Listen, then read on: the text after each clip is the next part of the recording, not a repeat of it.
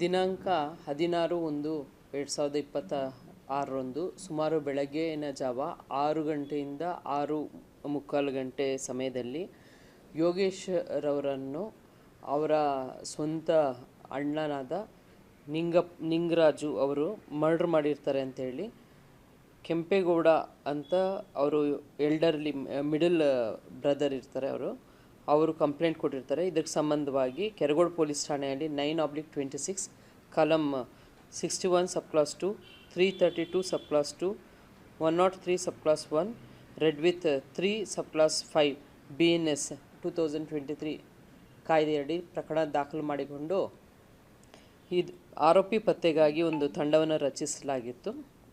Thimmaiah, additional SP Thimmaiah, Gangadhar ಸ್ವಾಮಿ ಹಾಗೂ DSP ಆದ ಶ್ರೀ ಲಕ್ಷ್ಮೀನಾರಾಯಣ್ ಪ್ರಸಾದ್ ರವರ ನೇತೃತ್ವದಲ್ಲಿ ಇನ್ಸ್ಪೆಕ್ಟರ್ ಮಂಜುನಾಥ್ ಮತ್ತು Keragodu sub inspector Kashinath Bagali, Shivalli PSI Raghavendra Kathari ಮತ್ತು ಸಿಬ್ಬಂದಿಗಳಾದ ASI ಚಿಕ್ಕಯ್ಯ, ಶ್ರೀ ಕೃಷ್ಣ ಕುಮಾರ್, ಮಂಜುನಾಥ್, ಚೇತನ್ ಕುಮಾರ್, ಹೂವಣ್ಣ ಮತ್ತು ಮಹಿಳಾ ಸಿಬ್ಬಂದಿಯವರಾದ ಶ್ರುತಿ, ಪೂಜಾ ಇವರನ್ನು ಈ ಒಂದು ತಂಡ ಆರೋಪಿಗಳಾದ ನಿಂಗರಾಜು ಅವರ ಪತ್ನಿ ಭರತ್ ಮತ್ತು ದರ್ಶನ್ ಇವರನ್ನು ದಸ್ತಗಿರಿ ಮಾಡಿ ಕಾನೂನು ರೀತಿ ಕ್ರಮವನ್ನು ತೆಗೆದುಕೊಂಡಿರ್ತಾರೆ.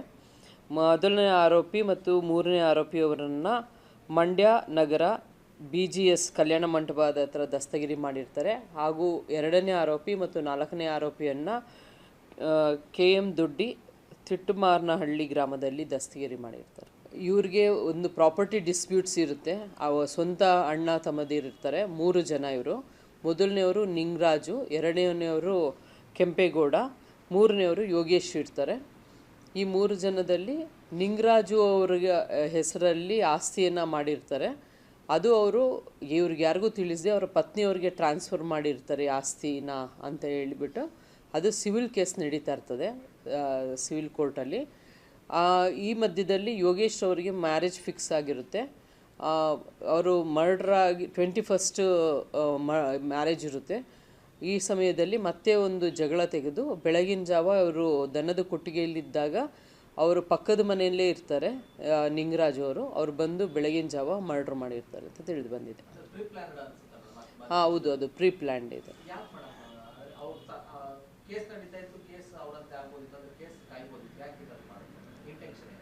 ಇಲ್ಲ, ಇದು ಸಿವಿಲ್ ಡಿಸ್ಪ್ಯೂಟು. ಇವರು ಸ್ವಲ್ಪ ಮುಂದಾಳತ್ವ ವಹಿಸ್ಕೊಂಡಿರ್ತಾರೆ. ಯಾಕೆಂದರೆ ಕೆಂಪೇಗೌಡ ಅವರು ಅಷ್ಟೊಂದು ಇದಿರಲ್ಲ, ಇವರೇ ಮುಂದಾಳತ್ವದಲ್ಲಿ ಇವರೇ ಕೇಸ್ ಹಾಕ್ಕೊಂಡಿರ್ತಾರೆ. ಮತ್ತು ಕೆಂಪೇಗೌಡ ಅವ್ರಿಗೆ ಒಂದು ಸ್ವಲ್ಪ ಫಿಸಿಕಲಿ ಚಾಲೆಂಜ್ಡ್ ಒಂದು ಮಗು ಇದೆ. ಸೊ ಹಂಗಾಗಿ ಅವ್ರು ಸ್ವಲ್ಪ ಇನ್ನೋಸೆಂಟ್. ಕೆಂಪೇಗೌಡ ಅವರು ಎಲ್ಲ ಕೇಸು ಎಲ್ಲನೂ ಇವರೇ ನೋಡ್ಕೊಳ್ತಾ ಇರ್ತಾರೆ, ಯೋಗೇಶ್ ಅವರು. ಅದರಿಂದ ಇವ್ರನ್ನ ಮರ್ಡರ್ ಮಾಡಿರ್ತಾರೆ ಅಂತ ತಿಳಿದು ಬಂದಿದೆ.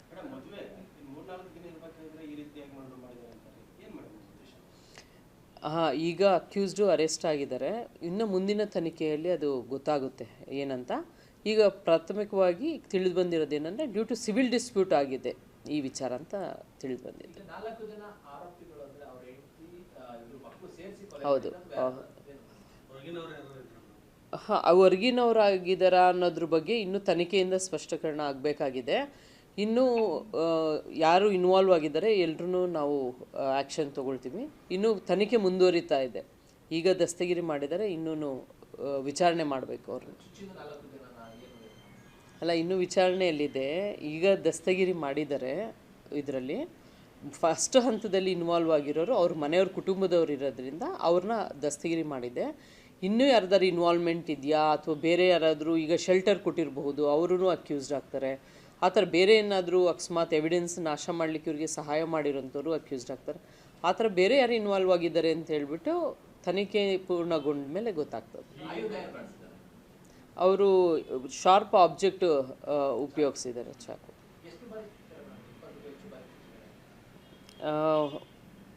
ಎಷ್ಟು ಬಾರಿ ಕರೆಕ್ಟಾಗಿ ನಾನು PM ರಿಪೋರ್ಟ್ ನೋಡಿಬಿಟ್ಟು ಹೇಳಬಲ್ಲೆ. ಇವಾಗ ಭಾಳಷ್ಟು ಕಡೆ ಚುಚ್ಚಿದ್ದಾರೆ ಅಷ್ಟು. ಇಲ್ಲ, ಪೋಸ್ಟ್ ಮಾರ್ಟಮ್ ರಿಪೋರ್ಟ್ ಇದರಲ್ಲಿ ಇನ್ಕ್ವೆಸ್ಟ್ ರಿಪೋರ್ಟ್ ನೋಡಿದೆ. ನಾನು ಸುಮ್ಮನೆ ಹೇಳಲಿಕ್ಕೆ ಬರಲ್ಲ ಆ ಥರ.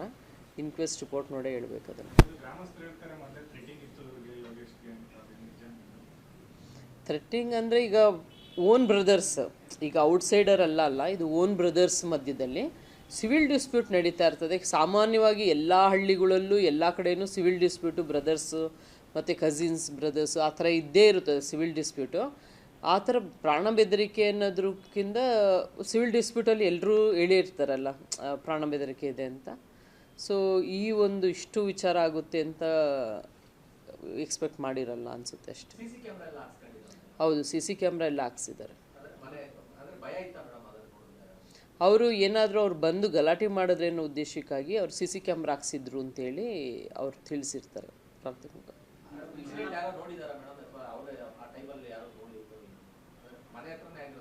ಅಲ್ಲ, ಅದು CC ಕ್ಯಾಮ್ರಾ ಇದೆ, ಅದನ್ನು ವೆರಿಫೈ ಮಾಡ್ತಾರೆ. ಅದು ಲೇಡಿ ಇದೆ, ಹಂಗಾಗಿ ಹೆಸರು ಹಾಕಿಲ್ಲ ಅಷ್ಟೇ. ಇವ್ರದ್ದು ಒಟ್ಟಾರೆಯಾಗಿ 19 ಎಕರೆ ಇರುತ್ತದೆ ಜಾಗ. ಅದರಲ್ಲಿ 4 ಎಕರೆ ಡಿಸ್ಪ್ಯೂಟೆಡ್ ಪ್ರಾಪರ್ಟಿ. ಟೋಟಲಿ 40 ಇಂಜುರೀಸ್ ಇದೆ. ಅದರಲ್ಲಿ 18 ಸ್ಟ್ಯಾಬ್ ಇಂಜುರೀಸ್ ಇದೆ ಮತ್ತು ಕತ್ತನ್ನು ಕುಯ್ದಿರ್ತಾರೆ. ಇದರಲ್ಲಿ ಮೇಯ್ನ್ ಅಕ್ಯೂಸ್ಡು ನಿಂಗರಾಜು ಅವರು ಮರ್ಡ್ರ್ ಮಾಡಿರ್ತಾರೆ ಮತ್ತು ಕಾನ್ಸ್ಪಿರಸಿಯಲ್ಲಿ ಉಳಿದ ಅಕ್ಯೂಸ್ಡು ಇರ್ತಾರೆ. ಡೀಟೇಲ್ ಇನ್ನು ಏನು ಯಾರ್ಯಾರ್ದು ರೋಲ್ ಏನು ಅಂತ ಹೇಳ್ಬಿಟ್ಟು ಇನ್ನು ತನಿಖೆ ನಡೀತಾ ಇದೆ. ತನಿಖೆ ನಂತರ ನಾವು ಹೇಳ್ಬೋದು. ದಿನಾಂಕ 16/1/2026 ಸುಮಾರು ಬೆಳಗ್ಗೆಯ ಜಾವ 6 ಗಂಟೆಯಿಂದ 6:45 ಗಂಟೆ ಸಮಯದಲ್ಲಿ ಯೋಗೇಶ್ ರವರನ್ನು ಅವರ ಸ್ವಂತ ಅಣ್ಣನಾದ ನಿಂಗರಾಜು ಅವರು ಮರ್ಡ್ರ್ ಮಾಡಿರ್ತಾರೆ ಅಂತೇಳಿ ಕೆಂಪೇಗೌಡ ಅಂತ ಅವರು ಎಲ್ಡರ್ಲಿ ಮಿಡಲ್ ಬ್ರದರ್ ಇರ್ತಾರೆ, ಅವರು ಕಂಪ್ಲೇಂಟ್ ಕೊಟ್ಟಿರ್ತಾರೆ. ಇದಕ್ಕೆ ಸಂಬಂಧವಾಗಿ ಕೆರಗೋಡು ಪೊಲೀಸ್ ಠಾಣೆಯಲ್ಲಿ 9/26 column 61 sub class 2, 332 sub class 2, 103 sub class 1 red with 3 sub class 5 BNS 2023 ಕಾಯ್ದೆಯಡಿ ಪ್ರಕರಣ ದಾಖಲು ಮಾಡಿಕೊಂಡು ಇದು ಆರೋಪಿ ಪತ್ತೆಗಾಗಿ ಒಂದು ತಂಡವನ್ನು ರಚಿಸಲಾಗಿತ್ತು. ತಿಮ್ಮಯ್ಯ, ಅಡಿಷನಲ್ SP ತಿಮ್ಮಯ್ಯ, ಗಂಗಾಧರ್ ಸ್ವಾಮಿ ಹಾಗೂ DSP ಆದ ಶ್ರೀ ಲಕ್ಷ್ಮೀನಾರಾಯಣ್ ಪ್ರಸಾದ್ ರವರ ನೇತೃತ್ವದಲ್ಲಿ ಇನ್ಸ್ಪೆಕ್ಟರ್ ಮಂಜುನಾಥ್ ಮತ್ತು Keragodu sub inspector Kashinath Bagali, Shivalli PSI Raghavendra Kathari ಮತ್ತು ಸಿಬ್ಬಂದಿಗಳಾದ ASI ಚಿಕ್ಕಯ್ಯ, ಶ್ರೀ ಕೃಷ್ಣ ಕುಮಾರ್, ಮಂಜುನಾಥ್, ಚೇತನ್ ಕುಮಾರ್, ಹೂವಣ್ಣ ಮತ್ತು ಮಹಿಳಾ ಸಿಬ್ಬಂದಿಯವರಾದ ಶ್ರುತಿ, ಪೂಜಾ ಇವರನ್ನು ಈ ಒಂದು ತಂಡ ಆರೋಪಿಗಳಾದ ನಿಂಗರಾಜು ಅವರ ಪತ್ನಿ, ನಿಂಗರಾಜು ಅವರ ಪತ್ನಿ ಭರತ್ ಮತ್ತು ದರ್ಶನ್ ಇವರನ್ನು ದಸ್ತಗಿರಿ ಮಾಡಿ ಕಾನೂನು ರೀತಿ ಕ್ರಮವನ್ನು ತೆಗೆದುಕೊಂಡಿರ್ತಾರೆ. ಮೊದಲನೇ ಆರೋಪಿ ಮತ್ತು ಮೂರನೇ ಆರೋಪಿಯವರನ್ನು ಮಂಡ್ಯ ನಗರ BGS ಕಲ್ಯಾಣ ಮಂಟಪದ ಹತ್ರ ದಸ್ತಗಿರಿ ಮಾಡಿರ್ತಾರೆ. ಹಾಗೂ ಎರಡನೇ ಆರೋಪಿ ಮತ್ತು ನಾಲ್ಕನೇ ಆರೋಪಿಯನ್ನು KM ದೊಡ್ಡಿ ತಿಟ್ಟಮಾರನಹಳ್ಳಿ ಗ್ರಾಮದಲ್ಲಿ ದಸ್ತಗಿರಿ ಮಾಡಿರ್ತಾರೆ. ಇವ್ರಿಗೆ ಒಂದು ಪ್ರಾಪರ್ಟಿ ಡಿಸ್ಪ್ಯೂಟ್ಸ್ ಇರುತ್ತೆ. ಸ್ವಂತ ಅಣ್ಣ ತಮ್ಮದಿರಿರ್ತಾರೆ, 3 ಜನ ಇವರು. ಮೊದಲನೆಯವರು ನಿಂಗರಾಜು, ಎರಡನೆಯವರು ಕೆಂಪೇಗೌಡ, ಮೂರನೆಯವರು ಯೋಗೇಶ್ ಇರ್ತಾರೆ. ಈ 3 ಜನದಲ್ಲಿ ನಿಂಗರಾಜು ಅವ್ರಿಗೆ ಹೆಸರಲ್ಲಿ ಆಸ್ತಿಯನ್ನು ಮಾಡಿರ್ತಾರೆ. ಅದು ಅವರು ಇವ್ರಿಗೆ ಯಾರಿಗೂ ತಿಳಿಸದೆ ಅವರ ಪತ್ನಿಯವ್ರಿಗೆ ಟ್ರಾನ್ಸ್ಫರ್ ಮಾಡಿರ್ತಾರೆ ಆಸ್ತಿನ ಅಂತ ಹೇಳಿಬಿಟ್ಟು ಅದು ಸಿವಿಲ್ ಕೇಸ್ ನಡೀತಾ ಇರ್ತದೆ ಸಿವಿಲ್ ಕೋರ್ಟಲ್ಲಿ. ಈ ಮಧ್ಯದಲ್ಲಿ ಯೋಗೇಶ್ ಅವರಿಗೆ ಮ್ಯಾರೇಜ್ ಫಿಕ್ಸ್ ಆಗಿರುತ್ತೆ. ಅವರು ಮರ್ಡರ್ ಆಗಿ 21st ಮ್ಯಾರೇಜ್ ಇರುತ್ತೆ. ಈ ಸಮಯದಲ್ಲಿ ಮತ್ತೆ ಒಂದು ಜಗಳ ತೆಗೆದು ಬೆಳಗಿನ ಜಾವ ಅವರು ದನದ ಕೊಟ್ಟಿಗೆಯಲ್ಲಿದ್ದಾಗ ಅವರು ಪಕ್ಕದ ಮನೆಯಲ್ಲೇ ಇರ್ತಾರೆ ನಿಂಗರಾಜು ಅವರು ಬಂದು ಬೆಳಗಿನ ಜಾವ ಮರ್ಡರ್ ಮಾಡಿರ್ತಾರೆ ಅಂತ ತಿಳಿದು ಬಂದಿದೆ. ಹೌದು, ಅದು ಪ್ರೀ ಪ್ಲ್ಯಾನ್ಡ್ ಇದೆ.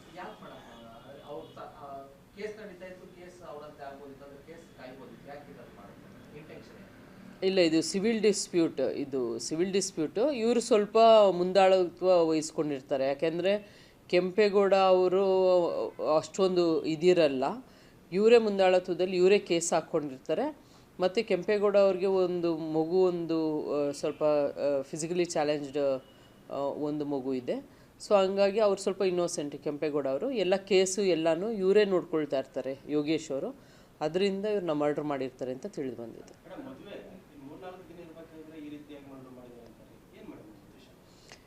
ಹಾಂ, ಈಗ ಅಕ್ಯೂಸ್ಡು ಅರೆಸ್ಟ್ ಆಗಿದ್ದಾರೆ. ಇನ್ನು ಮುಂದಿನ ತನಿಖೆಯಲ್ಲಿ ಅದು ಗೊತ್ತಾಗುತ್ತೆ ಏನಂತ. ಈಗ ಪ್ರಾಥಮಿಕವಾಗಿ ತಿಳಿದು ಬಂದಿರೋದೇನೆಂದರೆ ಡ್ಯೂ ಟು ಸಿವಿಲ್ ಡಿಸ್ಪ್ಯೂಟ್ ಆಗಿದೆ ಈ ವಿಚಾರ ಅಂತ ತಿಳಿದು ಬಂದಿದೆ. ಹೌದು. ಹಾಂ, ಹೊರ್ಗಿನವರಾಗಿದ್ದಾರಾ ಅನ್ನೋದ್ರ ಬಗ್ಗೆ ಇನ್ನೂ ತನಿಖೆಯಿಂದ ಸ್ಪಷ್ಟೀಕರಣ ಆಗಬೇಕಾಗಿದೆ. ಇನ್ನೂ ಯಾರು ಇನ್ವಾಲ್ವ್ ಆಗಿದ್ದಾರೆ ಎಲ್ರೂ ನಾವು ಆ್ಯಕ್ಷನ್ ತೊಗೊಳ್ತೀವಿ. ಇನ್ನೂ ತನಿಖೆ ಮುಂದುವರಿತಾ ಇದೆ. ಈಗ ದಸ್ತಗಿರಿ ಮಾಡಿದರೆ ಇನ್ನೂ ವಿಚಾರಣೆ ಮಾಡಬೇಕು ಅವ್ರನ್ನ. ಅಲ್ಲ, ಇನ್ನೂ ವಿಚಾರಣೆಯಲ್ಲಿದೆ. ಈಗ ದಸ್ತಗಿರಿ ಮಾಡಿದ್ದಾರೆ. ಇದರಲ್ಲಿ ಫಸ್ಟ್ ಹಂತದಲ್ಲಿ ಇನ್ವಾಲ್ವ್ ಆಗಿರೋರು ಅವ್ರ ಮನೆಯವ್ರ ಕುಟುಂಬದವ್ರು ಇರೋದ್ರಿಂದ ಅವ್ರನ್ನ ದಸ್ತಗಿರಿ ಮಾಡಿದೆ. ಇನ್ನೂ ಯಾರ್ದಾರು ಇನ್ವಾಲ್ವ್ಮೆಂಟ್ ಇದೆಯಾ ಅಥವಾ ಬೇರೆ ಯಾರಾದರೂ ಈಗ ಶೆಲ್ಟರ್ ಕೊಟ್ಟಿರಬಹುದು, ಅವರೂ ಅಕ್ಯೂಸ್ಡ್ ಆಗ್ತಾರೆ. ಆ ಥರ ಬೇರೆ ಏನಾದರೂ ಅಕಸ್ಮಾತ್ ಎವಿಡೆನ್ಸ್ ನಾಶ ಮಾಡಲಿಕ್ಕೆ ಇವ್ರಿಗೆ ಸಹಾಯ ಮಾಡಿರೋಂಥವ್ರು ಅಕ್ಯೂಸ್ಡ್ ಆಗ್ತಾರೆ. ಆ ಥರ ಬೇರೆ ಯಾರು ಇನ್ವಾಲ್ವ್ ಆಗಿದ್ದಾರೆ ಅಂತ ಹೇಳ್ಬಿಟ್ಟು ತನಿಖೆ ಪೂರ್ಣಗೊಂಡ ಮೇಲೆ ಗೊತ್ತಾಗ್ತದೆ. ಅವರು ಶಾರ್ಪ್ ಆಬ್ಜೆಕ್ಟ್ ಉಪಯೋಗಿಸಿದ್ದಾರೆ, ಚಾಕು.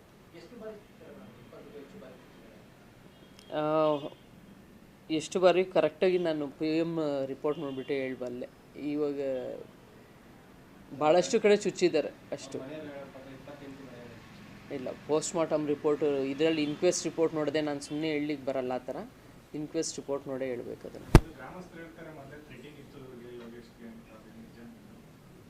ಥ್ರೆಟ್ಟಿಂಗ್ ಅಂದರೆ ಈಗ ಓನ್ ಬ್ರದರ್ಸ್, ಈಗ ಔಟ್ಸೈಡರ್ ಅಲ್ಲ, ಇದು ಓನ್ ಬ್ರದರ್ಸ್ ಮಧ್ಯದಲ್ಲಿ ಸಿವಿಲ್ ಡಿಸ್ಪ್ಯೂಟ್ ನಡೀತಾ ಇರ್ತದೆ. ಸಾಮಾನ್ಯವಾಗಿ ಎಲ್ಲ ಹಳ್ಳಿಗಳಲ್ಲೂ ಎಲ್ಲ ಕಡೆಯೂ ಸಿವಿಲ್ ಡಿಸ್ಪ್ಯೂಟು ಬ್ರದರ್ಸು ಮತ್ತು ಕಸಿನ್ಸ್ ಬ್ರದರ್ಸು ಆ ಥರ ಇದ್ದೇ ಇರುತ್ತದೆ ಸಿವಿಲ್ ಡಿಸ್ಪ್ಯೂಟು. ಆ ಥರ ಪ್ರಾಣ ಬೆದರಿಕೆ ಅನ್ನೋದ್ರಕ್ಕಿಂತ ಸಿವಿಲ್ ಡಿಸ್ಪ್ಯೂಟಲ್ಲಿ ಎಲ್ಲರೂ ಹೇಳೇ ಇರ್ತಾರಲ್ಲ ಪ್ರಾಣ ಬೆದರಿಕೆ ಇದೆ ಅಂತ. ಸೊ ಈ ಒಂದು ಇಷ್ಟು ವಿಚಾರ ಆಗುತ್ತೆ ಅಂತ ಎಕ್ಸ್ಪೆಕ್ಟ್ ಮಾಡಿರಲ್ಲ ಅನಿಸುತ್ತೆ ಅಷ್ಟೇ. ಹೌದು, CC ಕ್ಯಾಮ್ರಾ ಎಲ್ಲ ಹಾಕ್ಸಿದ್ದಾರೆ. ಅವರು ಏನಾದರೂ ಅವ್ರು ಬಂದು ಗಲಾಟೆ ಮಾಡಿದ್ರೆ ಅನ್ನೋ ಉದ್ದೇಶಕ್ಕಾಗಿ ಅವ್ರು CC ಕ್ಯಾಮ್ರಾ ಹಾಕ್ಸಿದ್ರು ಅಂತೇಳಿ ಅವ್ರು ತಿಳಿಸಿರ್ತಾರೆ ಪ್ರಾಥಮಿಕ.